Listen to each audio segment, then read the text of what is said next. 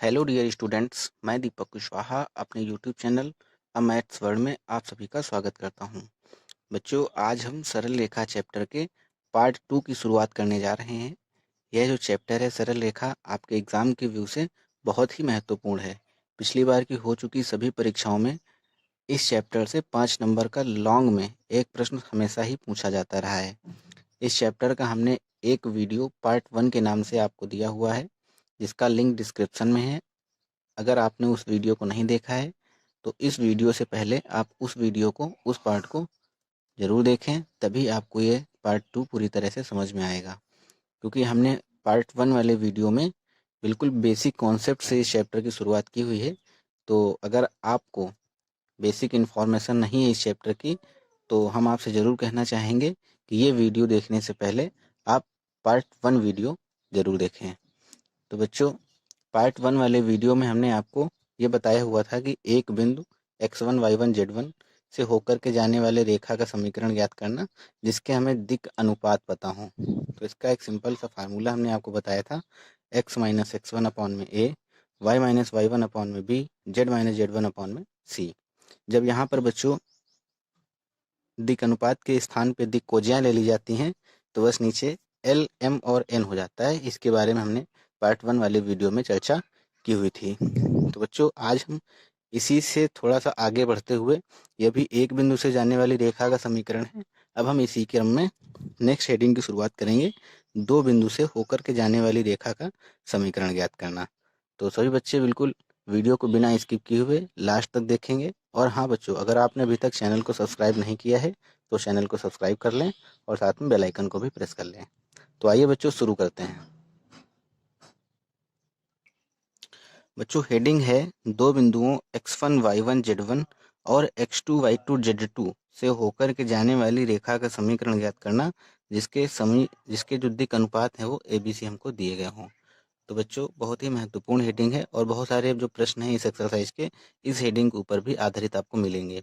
तो बिल्कुल ध्यान से मन को कंसंट्रेट करके आप सारे हेडिंग्स पर, सारे बिंदुओं पर जो हम आपको बता रहे हैं, बिल्कुल फोकस करेंगे। तो बच्चों, मान लो आपके कोई दो बिंदु हैं, एक ये बिंदु है और एक ये बिंदु है। ये x1 y1 z1 है और ये x2 y2 z2 है। इनसे होकर के कोई रेखा का समीकरण जो है वो पास्ट होता है। तो अब आप बताइए, हमने आपको दिक् अनुपात निकालने का क्या फार्मूला बताया था? अंतरिक्ष में बिंदु चैप्टर के पार्ट 1 में हमने आपको ये बताया हुआ था कि अगर किसी रेखा के दो बिंदु हमें दिए गए हैं, अगर उनके हमें दिक् अनुपात बताने हो, डायरेक्शन रेशियो बताने हो, तो हम डायरेक्शन रेशियो का जो फार्मूला होता है, दो बिंदु हो तो x2 माइनस x1 कामा y2 माइनस y1 कामा z2 माइनस z1, यही हम लिखते हैं।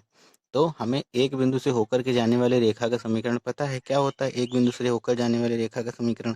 x माइनस x1 अपॉन में a, y माइनस y1 में अपॉन में b और z माइनस z1 अपॉन में c। इसको इक्वेशन नंबर फर्स्ट लिख लीजिए। लिखना कि चूंकि एक बिंदु से होकर के जाने वाले रेखा का समीकरण जिसके दिक् अनुपात ABC हो, ये होता है। अतः दी गई रेखा अब दी गई रेखा के दिक् अनुपात ज्ञात करने पर, दिक् अनुपात ज्ञात करने पर जिनके बिंदुओं के निर्देशांक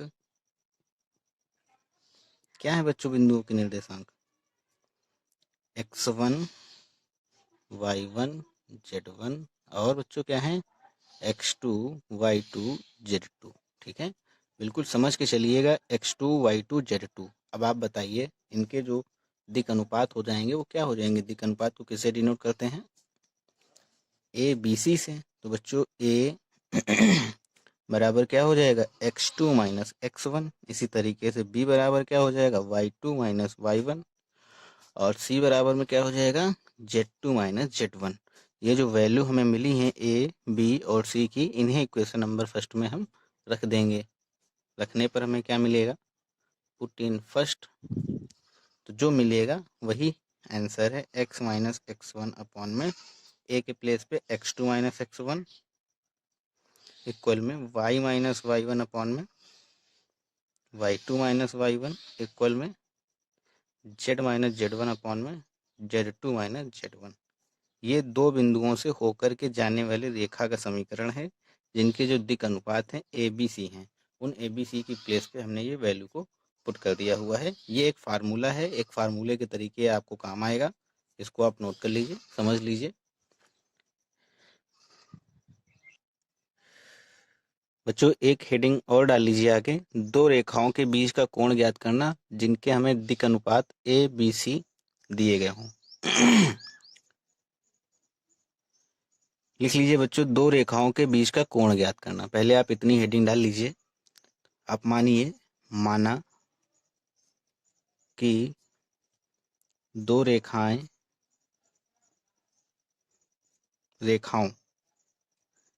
रेखाओं हैं, कोई दो रेखाएं हैं, जैसे कि पहली है x माइनस x1 बटा में a1, y माइनस y1 बटा में b1, z माइनस z1 बटा में c1। ये क्वेश्चन नंबर फर्स्ट है। और दूसरी है x माइनस x2 बटा में a2, y माइनस y2 बटा में b2, z माइनस z2 बटा में c2। माना कि दो रेखाओं, एक रेखा ये के बीच का कोण थीटा है, के बीच का कोण थीटा है। बच्चों डेरिवेशन पर नहीं जा रहे हैं, डेरिवेशन कभी पूछा नहीं गया और हमें उससे कोई विशेष लेना देना नहीं है। आपके परीक्षा का समय बिल्कुल नज़दीक है, तो जो आपके परीक्षा में पूछे जाते रहे हैं प्रश्न, सिर्फ हमें उनमें ही फोकस करना है और जो पूछे जा सकते हैं उन पे फोकस करना है।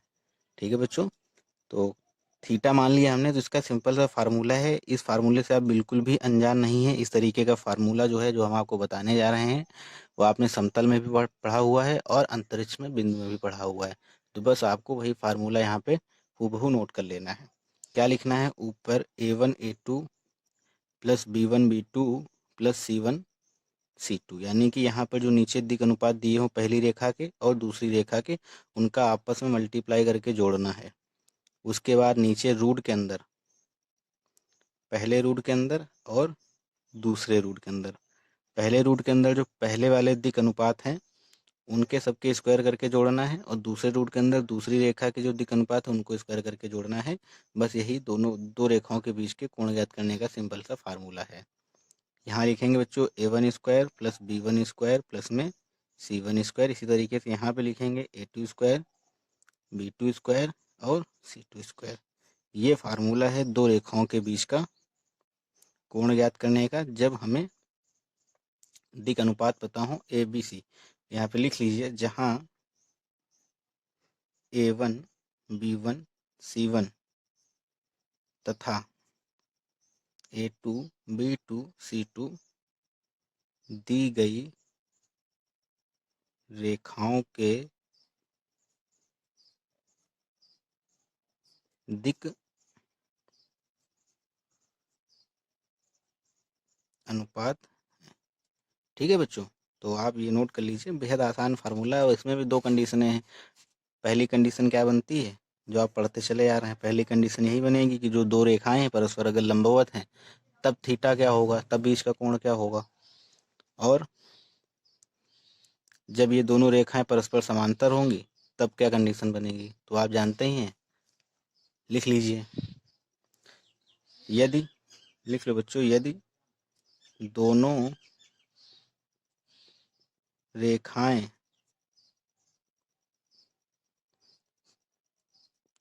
पहले लिख लो लंबवत हों। जिस क्रम से आपने पढ़ा है उसी क्रम से लिख लीजिए।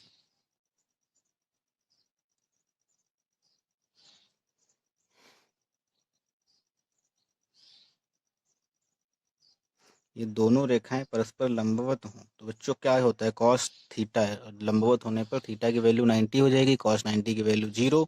यहाँ 0 रखें, इसका क्रॉस मल्टीप्लिकेशन करेंगे, इधर वाला हिस्सा इधर आके 0 हो जाएगा, यानी कि क्या बचेगा, a1 a2 प्लस में b1 b2 प्लस में c1 c2 बराबर में 0।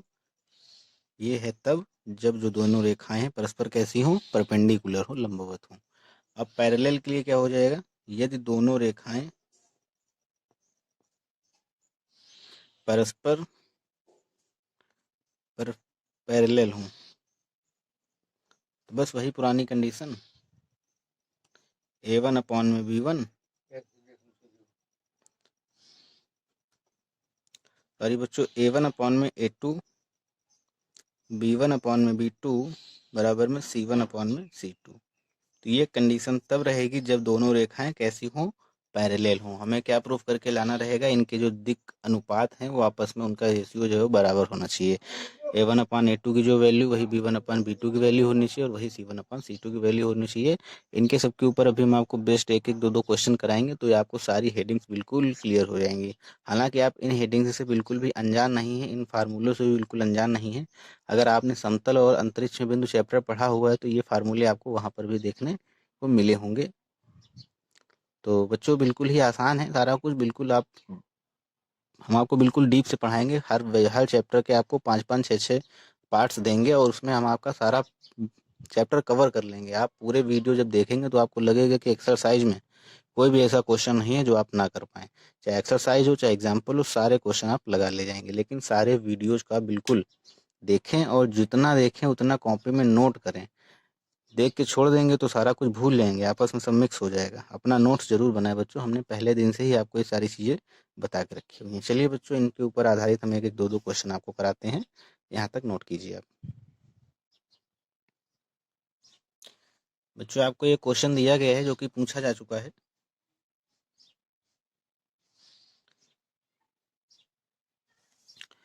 क्वेश्चन में कह रहे हैं कि के किस मान के लिए रेखाएं, दो रेखाएं हैं, x-1 अपॉन में -3, y-2 अपॉन में 2k, z-3 अपॉन में 2 और x-1 अपॉन में 3k equal to y-5 upon में 1 इक्वल टू z-6 अपॉन में -5 परस्पर लंब है। कहने का मतलब के किस मान के लिए जो दो रेखाएं हैं ये आपस में परपेंडिकुलर हैं।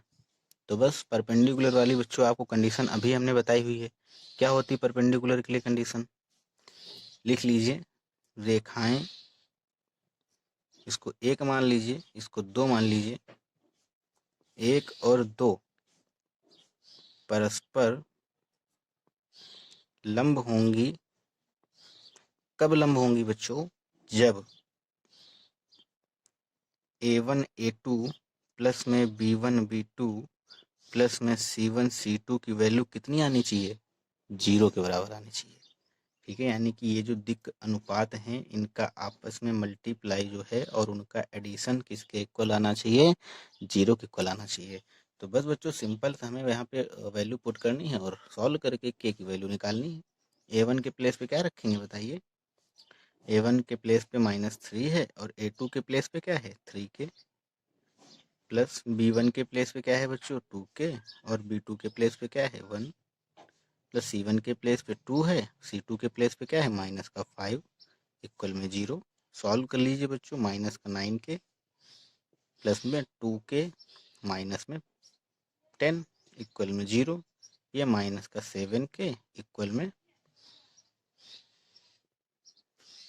इक्वल बच्चों बराबर के उस साइड इसको 10 को भेज देंगे तो प्लस का हो जाएगा। यहाँ से k की वैल्यू निकालेंगे, क्या आएगी माइनस का 10 अपान में 7। यही बच्चों आंसर है हमारा। बस आगे 2 नंबर आपको मिल गए। कितना बेहद आसान सा प्रश्न था बच्चों। करने का तरीका थोड़ा सा आप और अच्छा कर सकते हैं। लिखिए x-1 अपान इसकी और इसकी रेखा की जनरल इक्वेशन या सामान्य समीकरण से तुलना करने पर A1 B1 C1 की वैल्यू अलग लिख लो, A2 B2 C2 की वैल्यू अलग लिख लो, फिर इसमें आप फार्मूले में वैल्यू पुट कर दो। ठीक है, तो जितना अच्छा आप चाहें उतना अच्छा भी लिख सकते हैं। हालांकि आप इतना भी करेंगे तब भी आपको नंबर पूरे दिए जाएंगे। ठीक है बच्चों, चलिए आगे एक क्वेश्चन हम आपको और कराते हैं इसके ऊपर। बच्चों क्वेश्चन दिया गया है, सिद्ध कीजिए कि x बराबर ay plus B, comma z बराबर cy plus D and x बराबर a dash y plus B, comma z बराबर c dash y plus D dash परस्पर लंब है।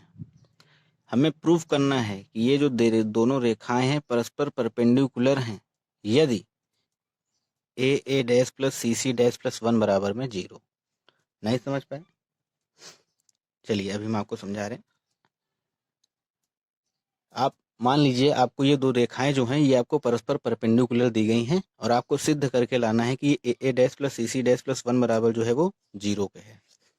ठीक है, तो बच्चों बिल्कुल आसान है, आप करने की कोशिश कीजिए। पहले थोड़ा सा कोशिश कीजिए वीडियो को रोक के, देखिए कर पा रहे नहीं कर पा रहे आप।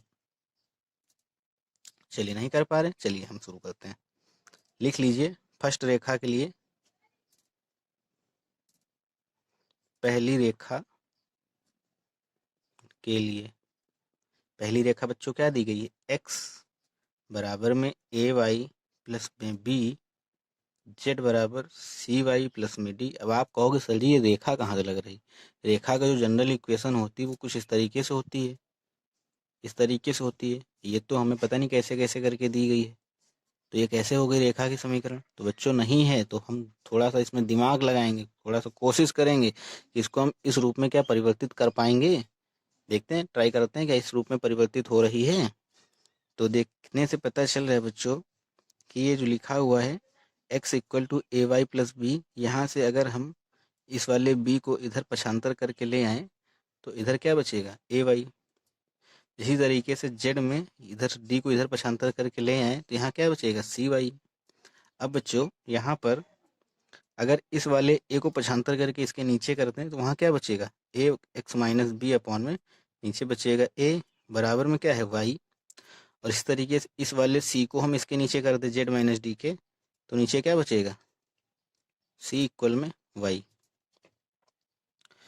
तो बच्चों x माइनस बी इसके बराबर हो गया। देखो ये जो वैल्यू है ये y के बराबर है और ये वाली वैल्यू भी y के बराबर है। कहने का मतलब दोनों जो वैल्यू है किसके बराबर है, y के बराबर है। तो क्या इसको हम इस तरीके से नहीं लिख सकते हैं कि x माइनस बी अपॉन में a बराबर में y और बराबर में z माइनस डी अपॉन में c, और इसके अपॉन में हमने 1 मान लिया। ठीक है, तो अब तो ये आपको नज़र आ रही होगी कि ये रेखा के रूप में है। x माइनस एक्स वन के प्लेस पे b है, y माइनस वाई वन के प्लेस पे मान लो 0 लिखा हुआ है, नीचे b की प्लेस पे a लिखा हुआ 1 लिखा हुआ है, और z माइनस जेड वन के प्लेस पे d लिखा हुआ है और c के प्लेस पे c लिखा हुआ है। नहीं समझ पा रहे, चलिए कोई बात नहीं, हम थोड़ा सा और अच्छे से लिखे ले रहे हैं। x माइनस बी अपॉन में a equal to Y minus 0 upon में 1 equal to Z minus D upon में c। अब तो आपको लग रहा होगा ना कि ये रेखा की समीकरण है। चलिए ये आपकी इक्वेशन नंबर फर्स्ट बन गई। किसको सॉल्व करने पर, ये जो आपको रेखा दी गई थी। इसी तरीके से आपको अगली रेखा दी गई है x equal to A dash Y plus B, Z equal to C dash Y plus D dash. इसी तरीके से हम इसको पक्षांतर पक्षांतर करके करेंगे तो सेम आपका ये मिल जाएगा। तो बच्चों इसी प्रकार दूसरी रेखा के लिए हम करेंगे, तो आप कर लीजिएगा, हम डायरेक्ट लिखे दे रहे हैं यहाँ पे। बताइए क्या आ जाएगा, x minus B dash upon में ए डैश हो जाएगा। बस देख लीजिए जहाँ पर y है जहाँ पर a है वहाँ a डैश है, तो जहाँ पर a है वहाँ a डैश कर दिया, जहाँ पर b है वहाँ पर क्या है, b डैश है। क्वेश्चन सही से एक बार देखिए, यहाँ पे b डैश होगा, ये b डैश है यहाँ पे।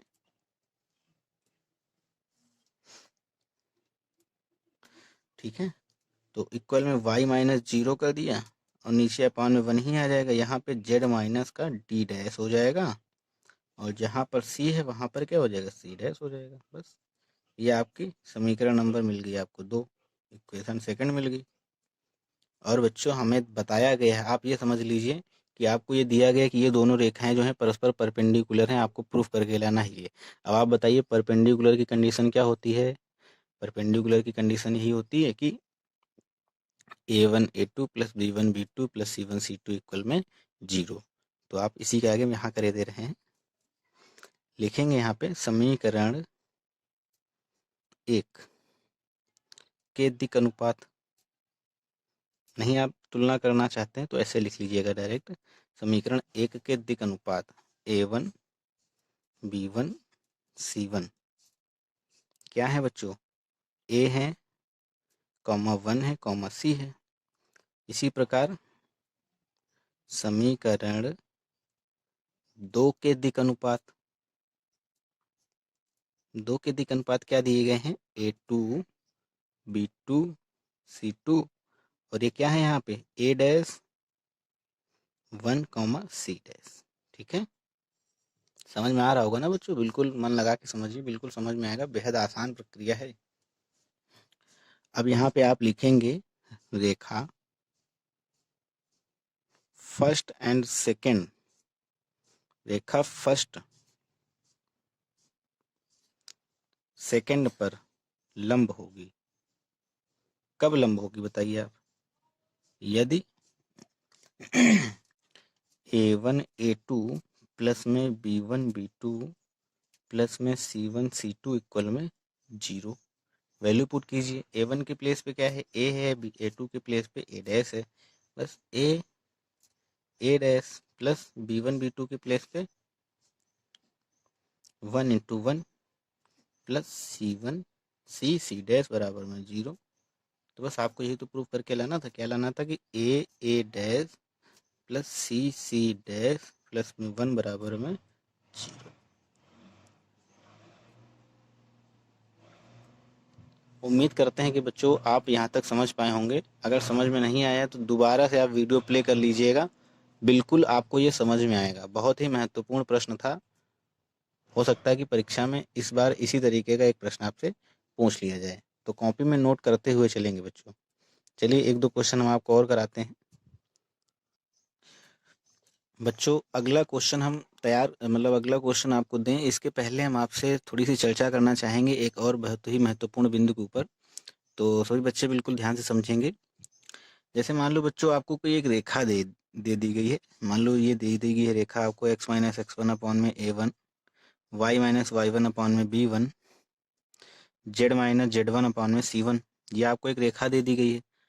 और दूसरी रेखा आपको दी जाती, नीचे A2 B2 C2 हो जाता। कहा जाता है कि आपसे प्रूव करो कि परपेंडिकुलर हैं। तो हम क्या करते थे कि A1 A2 plus B1 B2 plus C1 C2 बराबर में 0 प्रूव कर देते थे। लेकिन यदि यहीं पर आपको ये दिया गया हो कि सिद्ध कीजिए ये जो रेखा है, ये रेखा, और एक आपको समतल की इक्वेशन दे दी गई हो। समतल की इक्वेशन क्या होती थी? AX plus BY plus CZ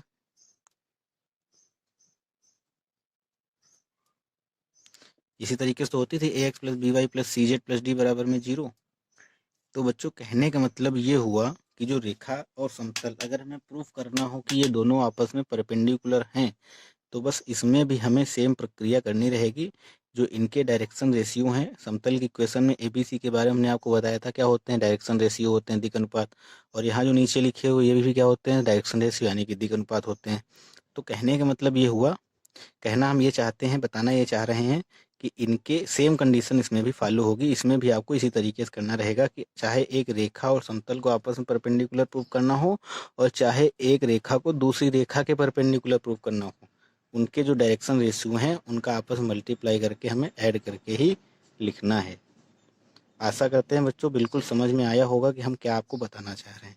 ठीक है, बहुत ही महत्वपूर्ण एक समझने के लिए पॉइंट था। आप चाहो तो हेडिंग डाल के लिख लो या ऐसे ही आप समझ लो इसको। तो अभी इसके ऊपर हम एक क्वेश्चन आपको कराने जा रहे हैं, सभी बच्चे ध्यान से देखेंगे। बच्चों क्वेश्चन दिया गया है, बिंदुओं 4,2,1 और 3,2,-1 से जाने वाली रेखा का समीकरण ज्ञात कीजिए। कहने का मतलब क्या हुआ? दो बिंदुओं से जाने वाली रेखा का हमें समीकरण ज्ञात करना है, सबसे पहला काम। उसके बाद कह रहे हैं कि दिखाइए कि जो प्राप्त हुई रेखा का समीकरण है वो समतल पर लंब है। एक समतल की इक्वेशन दी गई है, उस पे लंब आपको प्रूफ करना है। तो सबसे पहला काम क्या रहेगा बच्चों? समझ लीजिए, सबसे पहला काम क्या रहेगा कि दो बिंदुओं से होकर के जाने वाली रेखा का समीकरण आपको निकालना है। समीकरण निकालने के बाद में जो एक रेखा का समीकरण मिलेगा, उस रेखा के समीकरण से हम दिक् अनुपात फाइंड आउट करेंगे। उनके जो दिक् अनुपात होंगे, उस दिक् अनुपात को इस दिक् अनुपात के साथ में ले करके हमें क्या करना रहेगा? परपेंडिकुलर प्रूव करना रहेगा। किस फार्मूले से? A1 A2 plus B1 B2 plus C1 C2 equal में 0 वाले फार्मूले से। तो आशा करते हैं बच्चों सभी को समझ में आ गया होगा कि क्या करना है। तो वीडियो को रोक के शुरू हो जाइए। सबसे पहले आप कीजिए, फिर हम कर रहे हैं, फिर आप मैच कीजिए कि आपने सही किया या आपने गलत किया। तो चलिए बच्चों, सभी बच्चे अपने मन से करने की कोशिश करें। चलिए बच्चों शुरू करते हैं। तो अब आप बताइए कि दो बिंदु से होकर के जाने वाली रेखा का हमने समीकरण आपको क्या बताया हुआ था? यही तो बताया था कि x माइनस x1 अपॉन में x2 माइनस x1 इक्वल में y minus Y one upon में y2 minus Y one equal में z माइनस z1 अपॉन में z2 माइनस z1। तो बच्चों हमें दो बिंदु यहाँ पे दिए गए हैं, ये और ये मान लो x1 y1 z1 है, दूसरा बिंदु x2 y2 z2 है। बस हमें सिंपल सी वैल्यू पुट करनी है यहाँ पे। चलिए पुट करते हैं। लिखिए आप यहाँ पे, अतः 4, 2, 1 एंड 3, 2, -1 से जाने वाली रेखा का समीकरण क्या होगा बच्चों बताइए। x माइनस x1 के प्लेस पे क्या है 4, ऐसे लिख लीजिए। ये x1 है, मान लो ये y1 है, ये z1 है, ये x2 है, ये y2 है, z2 है। अब आपको बच्चों मैथ से डरने की ज़रूरत नहीं है, बिल्कुल आपके मैथ के सारे कॉन्सेप्ट क्लियर करते हुए चलें। बिल्कुल बेसिक से पढ़ा रहे हैं ताकि सभी बच्चों को समझ में आ सके। बिल्कुल स्पीड से नहीं पढ़ा रहे, आराम आराम पढ़ा रहे, सभी बच्चे बिल्कुल समझ के चलेंगे। और जितनी हम हेडिंग्स आपको पढ़ा रहे हैं, सभी हेडिंग्स के ऊपर एक एक दो दो क्वेश्चंस भी आपको हम करा देते हैं ताकि आपको सारा का सारा बिल्कुल क्लियर होते हुए चले। अब ये नहीं कि पहले हमने सारी हेडिंग्स लिखा दी, सारे फार्मूले एक पास लिखा दिए, फिर क्वेश्चन करे, फिर आप भूल जाएंगे कि हमने उसके लिए क्या, उस वाले क्वेश्चन के लिए हमने क्या फार्मूला बताया था। इसलिए आप क्वेश्चन के मतलब आप जो हम हेडिंग्स बता रहे उसके नीचे ही आप आधारित प्रश्न करके हेडिंग डाल के लिखते हुए चलिए। तो हर हेडिंग के ऊपर आधारित प्रश्न आपको तुरंत के तुरंत उसके नीचे मिले। इससे आप पढ़ते हैं, जब भी आप रिवीजन करने बैठेंगे तो आपको सब कुछ समझने में बहुत आसानी रहेगी। चलिए बच्चों यहाँ पे करते हैं। तो x माइनस x1 के प्लेस पे 4 है अपॉन x2 माइनस x1 यानी कि 4 माइनस 3। y माइनस y1 के प्लेस पे बच्चों क्या है 2 है, यानी कि 2 माइनस 2 नीचे हो जाएगा। इधर z माइनस z1 के प्लेस पे 1 है और -1 -1। तो बच्चों हमें यहाँ से क्या मिलेगा x माइनस 4 अपॉन में 1 बराबर में y माइनस 2 अपॉन में 0 बराबर में z माइनस 1 अपॉन में 2। यही क्या है रेखा का समीकरण है जो दो बिंदुओं से होकर के जाता है। ठीक है, पहला हमें मिल गया। अब हमें आगे क्या कह रहे हैं, हमें सिद्ध करना है कि ये जो रेखा का समीकरण हमें मिला है वो इस समतल पर लंब है। वो समतल पर लंब है। लिखिए, दिए हुए समतल की, समतल क्या है, दिया हुआ समतल क्या है 6x minus 4y minus 3z plus में 8 बराबर में 0 की समतल के व्यापक समीकरण से तुलना करने पर, तुलना करेंगे बच्चों तो a की वैल्यू क्या आएगी, यहाँ से a की वैल्यू आएगी 6, b की वैल्यू आएगी -4 और c की वैल्यू आएगी -3। क्या होती है समीकरण ax plus b y plus c z plus d बराबर में 0। कंपेरिजन करेंगे तो ये आएगा। अब इसके आगे आप क्या लिखेंगे, चूंकि रेखा के दिक् अनुपात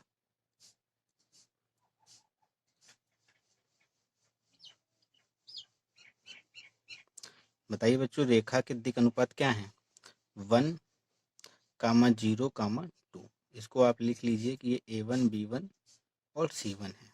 ठीक है, तो अब इसके आगे क्या लिखेंगे, आगे लिख लीजिए, यहाँ तक नोट कीजिए, फिर हम आगे आपको बता रहे कि क्या लिखना है। इसके आगे लिख लीजिए कि दी गई रेखा, अतः दी गई रेखा समतल पर लंब होगी। कब होगी बच्चों, यदि a1 plus b1 plus c1 बराबर में क्या होना चाहिए 0। बस वैल्यू पुट कीजिए, हमें 0 प्रूफ करके लाना है। तो a के प्लेस पे रखिए 6 into 1 minus 4 into 0 minus 3 into 2। यहाँ पे आप LHS ले लीजिए, LHS। तो इसको जो सॉल्व करेंगे तो बच्चों 0 आ जाएगा बराबर में RHS। अतः दी गई समतल की रेखा, दी गई रेखा समतल पर लंब है। तो बच्चों बिल्कुल समझ में आया होगा आपको। तो आशा करते हैं कि आप समझ रहे होंगे सही से सारा कुछ। बच्चों अगर वीडियो आपको पसंद आया है, आपने सारा कुछ आज जो हमने बताया समझ में आया है, तो वीडियो को तुरंत लाइक कीजिए। आप लोग बच्चों वीडियो को लाइक करने में बहुत कंजूसी करते हैं। और अपने सभी दोस्तों में इसको शेयर कीजिए और कमेंट भी दीजिए कि अगर आपको समझ में आया है तो कमेंट में हमें बताइए कि आपको किस तरीके से समझ में आया है। चलिए बच्चों, एक क्वेश्चन हम आपको और करा देते हैं। मतलब आज हमने जो दो हेडिंग्स की चर्चा की है उसी के ऊपर आधारित प्रश्न हम आपको करा रहे हैं। एक क्वेश्चन और पिछले एग्जाम में आपसे पूछा जा चुका है, तो एक वो भी क्वेश्चन हम आपको कराए दे रहे हैं। तो सारे टाइप इसके जो होते हैं वो आपको समझ में आ जाएंगे और सारे टाइप बिल्कुल क्लियर हो जाएंगे। तो एक क्वेश्चन और कर लेते हैं। सभी बच्चे बिल्कुल वीडियो के लास्ट तक बने रहेंगे। मान लो बच्चों, क्वेश्चन आपको दिया गया है, दो रेखाएं हैं, x minus one upon two equal में Y minus two upon minus one equal में जेड अपान में माइनस फोर, तथा x बराबर में minus three comma Y minus four upon में थ्री कॉमा और बराबर में है जेड माइनस टू अपान में माइनस वन। ये बच्चों दो रेखाएं हमें दी गई हैं। इन दोनों रेखाओं के बीच का हमें कोण फाइंड आउट करना है कि इन दोनों रेखाओं के बीच का कोण क्या होगा। तो सभी बच्चे बिल्कुल वीडियो के लास्ट तक बने रहेंगे। सिर्फ 2 मिनट का क्वेश्चन है। पहले तो वीडियो रोक के सभी बच्चे अपने आप स्वयं करने की कोशिश करें। तो बच्चों, पहली रेखा क्या है? पहली रेखा नोट कर लेते हैं, x माइनस वन अपॉन में two, Y minus two upon में माइनस वन और जेड अपॉन में माइनस फोर है। ये पहली रेखा होगी। दूसरी हमें क्या दी गई है? x बराबर में minus three comma Y minus four upon में माइनस प्लस के थ्री है और बराबर में जेड माइनस टू अपॉन में माइनस वन। तो बच्चों, आपको ये देखने से लग रहा होगा कि भाई रेखा की कोई समीकरण तो हमें दी नहीं गई। तो इसको हम कुछ इस तरीके से लिख लेंगे, x प्लस में थ्री बराबर बटा में जीरो बराबर में वाई माइनस फोर अपॉन में थ्री और जेड माइनस टू अपॉन में माइनस वन। ठीक है बच्चों, समीकरण एक और दो के बीच का हमें कोण ज्ञात करना है। तो कोण क्या होता है लिखना, चूंकि हम जैसा कि हम जानते हैं दो रेखाओं के बीच का कोण क्या होता है बच्चों? कॉस थीटा बराबर में a one a two plus b one b two c one c two अपान में दो रूट बना लीजिए। पहले वाले रूट के अंदर a one square plus b one square plus c one square और दूसरे वाले रूट के अंदर a two square plus b two square plus c two square. ठीक है बच्चों, नोट कर लीजिए। यहाँ तक समझ में आ रहा होगा बच्चों? आवाज पे कंसंट्रेट कीजिए। तो ए वन के प्लेस पे बच्चों क्या रहेगा आप बताइए? दो है। ए टू के प्लेस पे जीरो है, माइनस वन है, यहाँ पे थ्री है, यहाँ पे माइनस फोर है, सी वन के प्लेस पे, सी टू के प्लेस पे माइनस का वन है, अपॉन में नीचे रूट के अंदर ए वन स्क्वायर यानी कि चार, वन प्लस सोलह, दो दूनी चार, एक का एक और चार चौको सोलह, मल्टीप्लाई में जीरो प्लस में तीन का स्क्वायर नौ प्लस में माइनस वन का स्क्वायर वन। क्या आएगा बच्चों यहाँ से बताइए आप? कॉस थीटा इक्वल में वन अपान में रूट के अंदर 210। तो बच्चों यहाँ से थीटा की वैल्यू क्या आएगी? कॉस इनवर्स वन अपान में रूट के अंदर 210। यही बच्चों आंसर है। यही हमें थीटा की वैल्यू फाइंड करनी थी। कभी भी आप कॉस थीटा करके आंसर नहीं देंगे, थीटा की वैल्यू बतानी, क्योंकि हमने बीच के कोण को क्या माना है? थीटा माना है। ठीक है, तो थीटा बराबर क्या आएगा? कॉस इनवर्स रूट के अंदर 210। कैसे आएगा आप बिल्कुल सॉल्व कर लीजिएगा। ये 9 प्लस 1 10 हो जाएगा और इसको आपस में करेंगे तो 21 आएगा। रूट के अंदर 21 आएगा। चार एक पाँच और 16 5 21, ऐसे कर लीजिए 21 और रूट के अंदर 10। तो रूट के अंदर ऐसे मल्टीप्लाई पता होगा बच्चों सब आपको, बहुत होशियार बच्चे हैं आप लोग, बिल्कुल समझाने की जरूरत नहीं। तो मल्टीप्लाई करेंगे तो पूरा रूट के अंदर ए भी हो जाएगा। इस तरीके से पता होगा ना आपको। तो बस यही है कहानी। तो नोट कर लीजिए यहाँ तक बच्चों आप लोग।